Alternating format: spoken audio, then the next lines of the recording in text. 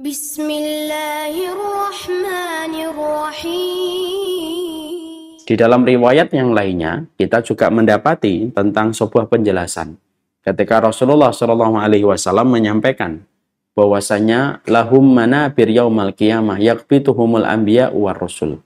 Orang yang dulunya ketika di dunia, mereka berteman, mereka berinteraksi, dan tidak ada yang mendorong mereka ketika berteman dan berinteraksi kecuali karena Allah. Maka kelak pada waktu hari kiamat, Allah memberikan orang-orang yang mereka itu saling mencintai karena Allah, diberikan oleh Allah mimbar.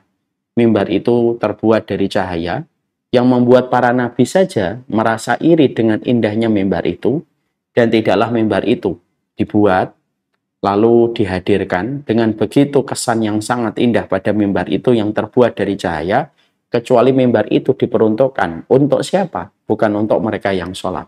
Bukan untuk mereka yang puasa, bukan untuk mereka yang sedekah, tapi untuk mereka yang dulunya ketika hidup di dunia, mereka betul-betul memiliki sebuah alasan di dalam mereka berinteraksi, ketika mereka berteman, ketika mereka bersahabat. Tidak ada yang mendorong mereka menjalin hubungan itu semuanya kecuali Allah. Sehingga mereka saling mencintai karena Allah. Yang asalnya mereka asing, yang asalnya mereka tidak kenal, lalu mereka bertemu karena Allah, lalu mereka menghiasi pertemanan mereka karena Allah, sampai akhirnya cinta yang mendasari pertemanan mereka diterima sama Allah. Maka kata Rasulullah, orang-orang itu dispesialkan oleh Allah. Orang-orang itu diistimewakan oleh Allah. Dan keistimewaannya adalah orang-orang itu mendapatkan mimbar.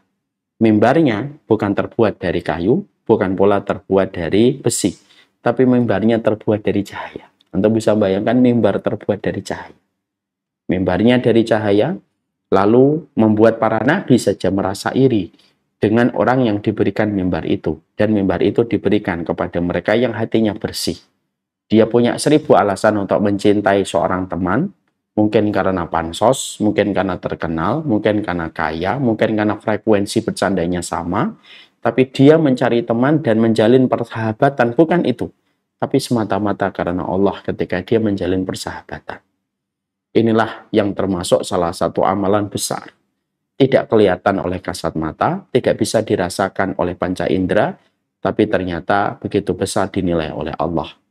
Orang yang mereka bersahabat di atas muka bumi ini bukan karena alasan duniawi, tapi semata-mata karena alasan Allah. Inilah luar biasanya saling mencintai karena Allah. Ya, di tengah zaman hari ini yang semua orang itu memiliki bermacam-macam alasan ketika berteman.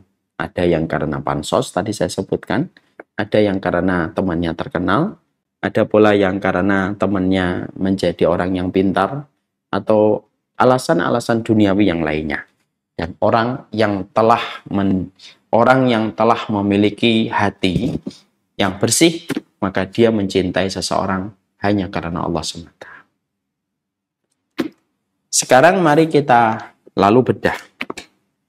Kalau kita mencintai karena Allah, itu merupakan sebuah perkara yang di dalamnya ada komitmen, ada kewajiban, serta ada konsekuensi yang harus betul-betul kita penuhi supaya perasaan hati kita nanti dinilai oleh Allah dan mendapatkan keutamaan ketika kita pernah mencintai siapapun manusia karena Allah semata.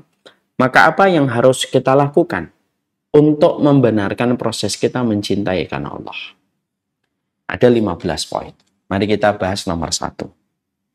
Yang pertama, bahwasanya salah satu di antara step ataupun tahapan ketika seseorang itu betul-betul dia mencintai seseorang, menyayangi seseorang, ya ini sesama jenis, ketika dia mencintai teman satu jenis kelaminnya, maka tidak ada satupun yang membuat dia mencintai, menyayangi orang itu kecuali adalah ya dia betul-betul hadirkan niatnya bahwasanya dia memang mencintai orang itu dan mencintai sahabatnya karena Allah.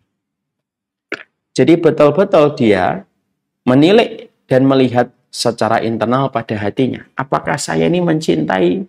Apakah saya ini mencintai karena manusia ataukah saya mencintai karena Allah? Ataukah jangan-jangan saya mencintai karena ada maksud-maksud tertentu dari profit dan keuntungan yang saya dapatkan dari orang yang saya cintai. Jadi orang yang mencintai karena Allah itu pertama kali yang harus dia lakukan, stepnya itu apa?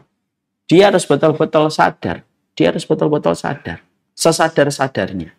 Bahwasanya pertemanan dan persahabatan yang dia jalin bukan hanya sekedar mengalir dan berjalan. Autopilot. Tapi betul-betul pertemanan dan persahabatan yang dia miliki pada kehidupan itu, ya dia pastikan tujuannya adalah karena Allah. Sehingga ketika dia menyadari tentang perkara itu, betul-betul dia selalu melihat pada hatinya, memastikan bahwasanya kadar hati, bahwasanya kondisi hatinya itu tidak ada yang dia tuju karena tidak ada yang dia tuju ketika dia berteman kecuali semata-mata karena Allah.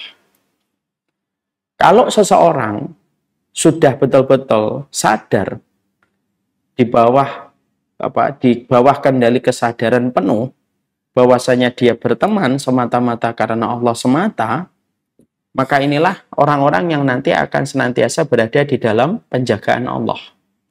Dan mereka akan senantiasa berada di dalam jaminan Allah. Karena siapapun yang telah betul-betul jujur menyertakan Allah di dalam pertemanan, lalu mereka berusaha untuk terus menjaga komitmen niat mereka yang pertama bahwasanya mereka saling mencintai karena Allah, maka sesungguhnya Allah yang menjaganya, Allah yang merawat pertemanan itu, dan Allah yang akan memberikan kebaikan yang mengalir kepada setiap masing-masing orang yang sudah jatuh cinta semata-mata karena Allah. Dan pertemanan itu menjadi pertemanan yang panjang. Tidak mudah untuk putus dan tidak mudah untuk bermusuhan ketika mungkin pada perjalanan kehidupan mereka. Maka itulah yang dikatakan oleh Imam Malik. Maka nalillahi fawa abqa. Apapun yang sudah diniatkan semata-mata karena Allah, maka itulah yang akan awet dan itulah yang akan langgeng abadi. Makanya Rasulullah sampai mengatakan, tidaklah seseorang yang berdia jumpa, dia berteman, lalu berpisah, kecuali karena dosa salah satu di antara keduanya. Dan ini betul-betul harus menjadi sebuah kesadaran. Jadi tidak boleh hanya sekedar mengalir saja. Sudahlah kita berteman mengalir saja. Nikmatin saja, tidak bisa. Tidak bisa kita di dalam pertemanan mengalir saja. Tapi betul-betul kita harus sadar dengan sepenuh hati kita dan sepenuh jiwa kita. Bahwasanya sepenuh hati kita dan sepenuh jiwa kita itu betul-betul kita bersamanya sama. Kenapa sering kita lalaikan? Karena kita menganggapnya itu terkadang tidak terlalu penting. Padahal itu perkara penting sekali. Jadi ketika kita memberi makna kembali pada pernikahan, pada kebersamaan kita sama teman-teman kita, pastikan bahwasanya Allah yang menjadi tujuan. Ini yang pertama. Syukran, hadaita qalbi, syukran.